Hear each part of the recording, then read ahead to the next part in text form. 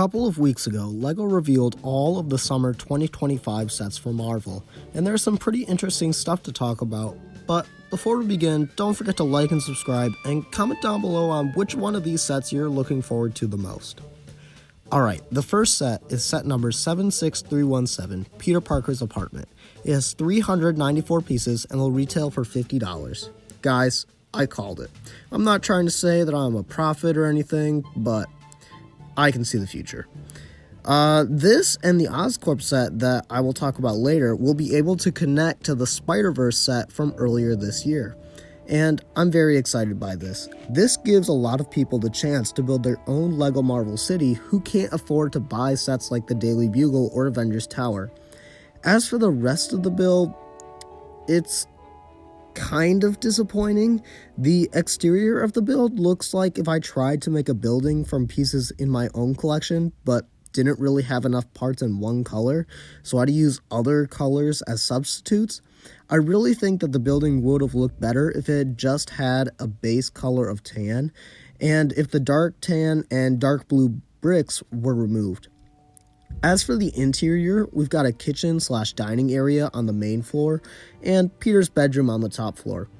Now, for the minifigures. First up, we've got Spider-Man, who is a repeat that we've been getting for a few years now.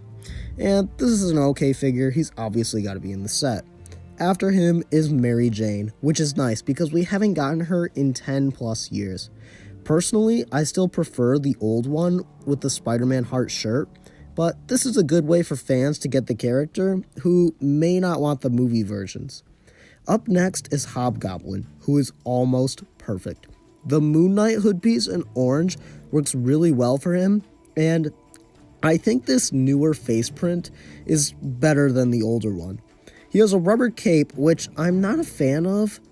I think that the past figure's cloth cape was perfect and should have been reused here. The torso printing is nice, and the leg printing looks really good, but it is a downgrade in my opinion because the last figure had dual molded legs. So personally, I'm going to swap the capes and the legs with this new figure and the old one to make the perfect Hobgoblin. And the last figure in the set is Anti-Venom, who on his own is a good figure, but he is just a reuse from the mech earlier this year, so I guess I should have skipped on that one. Overall, this set looks really good, and I will probably be picking it up day one. Up next is set number 76319, Captain America vs. Thanos. It has 104 pieces and will retail for $40. Now, I don't know what LEGO was thinking when they thought that $40 was a reasonable price for this set. The most that I would even consider paying for this is $30, but realistically, this should be $25 at most.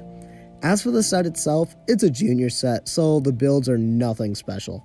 You've got a small Quinjet for Cap and a flying Infinity Gauntlet for Thanos, with a little cave side build. The Thanos minifig is the same as the one in the Hulk monster truck, but the Captain America is new. Sure, this Captain America figure on its own is fine, but I am sick of getting dark blue Captain Americas with blue printing on the torso. I think that LEGO needs to start making their comic-inspired Captain America figures in the base blue color instead of dark blue, as we haven't had a normal blue Captain America in over 10 plus years, and it would bring some much needed variety to Captain America figures, and we could get this helmet mold in a new color. So personally, I'm going to pass on this set and maybe buy the Captain America figure on the aftermarket, but it's not very likely. Next is set number 76320, Iron Man and War Machine vs. Hammer Drones. It comes with 204 pieces and will retail for $20. And this is another set that I'm probably going to pass on. It has two repeat figures, that being the Mark 6 and War Machine, which are good figures, but I already have them and don't need any more duplicates. As for the two builds, they should have just been minifigs. The builds for the Hammer Drones don't look great, and I think that this set would have sold better if they were minifigures and then included a side build of some of the Stark Expo. So yeah, this set is disappointing, and I would only recommend you buy it if you don't have one or either of these figures yet. The next set is number 76321, Spider-Man vs. Doc Ock subway train scene. It has 393 pieces and will retail for $55. Now, this is easily the most surprising set out of the wave. I never would have expected us to get a set remake from 20 years ago, based off a movie also from 20 years ago. But this set is great.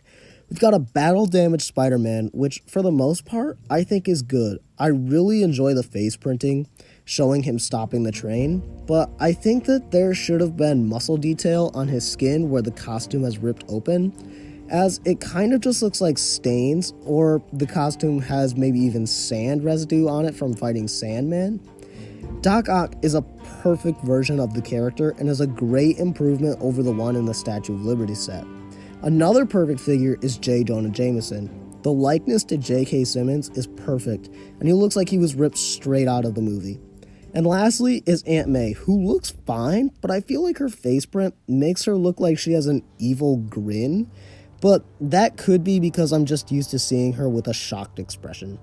As for the build, the subway car looks great, and I really like the use of the newer display stand pieces to show the web stopping the train. The only downside is that there isn't a track for the train to sit on, which I think would have made this set a lot better. Personally, this will be a day one pickup for me, and I would highly recommend you buy this set if you're a fan of the Sam Raimi Spider-Man movies. It also gets me excited because this opens the door to get sets based off of other older Marvel movies, like the original X-Men movies, or maybe even the early Daredevil or Fantastic Four movies. So maybe if this set sells well enough, we could have the possibility of getting those sets. Up next is 76322, Avengers Endgame, Thor vs. Chitauri. It has 373 pieces and will retail for $55. And for some reason, this set is disliked by a lot of people online, but honestly, I really like this one.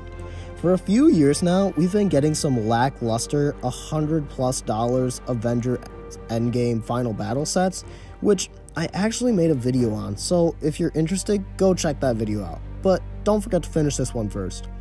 But it is nice to finally be getting a good Avengers Endgame Final Battle set. I like that there are 4 Chitauri minifigures in the set, as it helps build out that army, and we are getting a new character being one of the Chitauri dogs, which is cool, and I think that the build for that looks pretty good. The Chitauri also have a couple of speeders that I don't remember seeing in Endgame, but they look nice nonetheless, and are a good inclusion. On the hero side, we've got Thor, who is reusing all of his parts. However, his torso is the one from the Marvel logo, so this is a cheaper way to get that. We've also got Rocket Raccoon, who looks great. I always loved the old Endgame Rocket, but I didn't like the gray color much, and I definitely prefer the dark blue here. This could quite possibly be my favorite Rocket Raccoon figure. And lastly, we've got Iron Patriot, which is funny because we just got a different Iron Patriot in the most recent Armory set earlier this year, so to have both on store shelves seems weird to me. However, I'm glad that it is a different figure, as a lot of people speculated that they would reuse the same figure from the Armory, which they did reuse the legs, but I'm fine with that, because honestly, I didn't even notice at first. Aside from that, the rest of the figure looks great. He also has a mech build, but it's not the same as the other mech builds we usually get. This allows for Rocket to ride on War Machine's shoulder, which I understand LEGO wanting, but I think that just having Rocket attached to the back of the figure, like with Luke and Yoda from Star Wars, would have worked just fine. Overall, I'm really excited for this, and it'll probably be a day one pickup for me. Up next is set number 76324, SpiderMan vs. Oscorp. It comes with 808 pieces and will retail for $140. That price is just ridiculous. Personally, I'm not a big price per piece person, as I don't think that equates for things like prints or bigger molds, but even when I look at this set, it just feels empty. This set should have been $110 at most, but it is excited to get an Oscorp building, especially when it connects with the other two smaller city building sets. However, not all the pieces are going towards Oscorp. There are two other buildings, those being Eddie Brock's apartment and a jewelry store. Now, while neither of these buildings are bad, I think that a lot of fans would have rather more of the parts put into Oscorp than these other two buildings. Plus, a jewelry store heist could have been a perfect addition for these smaller city scale buildings down the line. The interiors are okay. I really like the Goblin transformation chamber in Oscorp, and Eddie's apartment is good enough. But there really isn't much else to say here, as I feel like these interiors are really spare and lacking a lot of detail. The exterior of Oscorp looks cool, but personally, I'm not a fan of the big green goblin sticker on the front. It just seems a bit silly to me.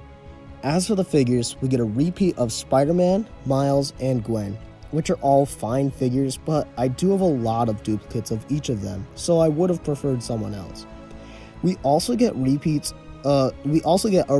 of Spider-Woman, but this time she doesn't have dual-molded legs, so that's a little disappointing. We've also got Norman Osborn, which is good because the last time we got him was in the early 2000s. He uses all reused parts, and my only complaint is that I wish he looked more like the Norman Osborn minifigure on the TV screen from the Daily Bugle. Eddie Brock is also included, and he's a first-time character. I'm glad to be getting him instead of Venom for the 80th time.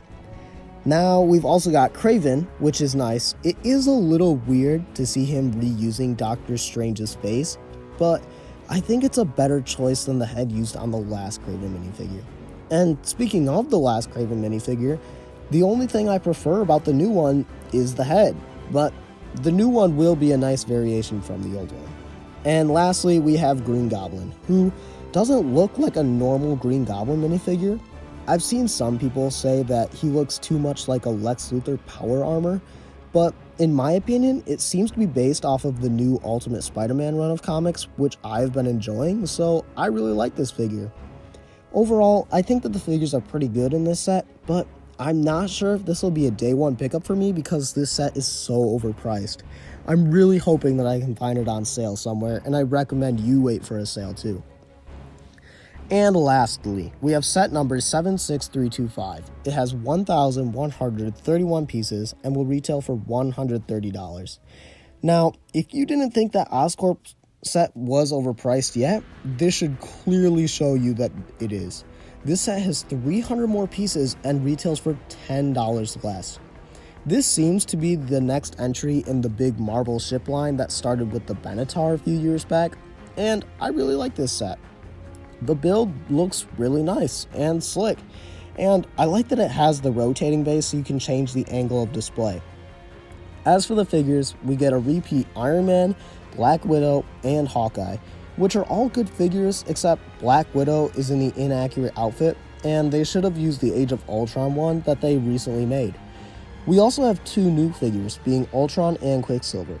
Ultron looks like the perfect minifigurization of the character. And yes, I'm coining minifigurization as a word, but he looks perfect. And to get Quicksilver again after 10 years is great.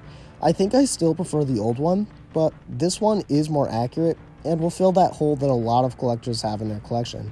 Overall, I will definitely be picking this set up day one, and I recommend you do too.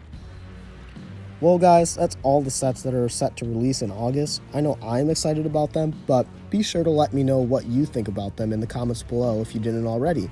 And while you're doing that, like and subscribe as it really helps out the channel. Also, don't forget to check out my podcast, The Bricks and Studs Show, that I co-host with MC Studs. But that's all I have for you guys today, and I will see you in the next video. Goodbye!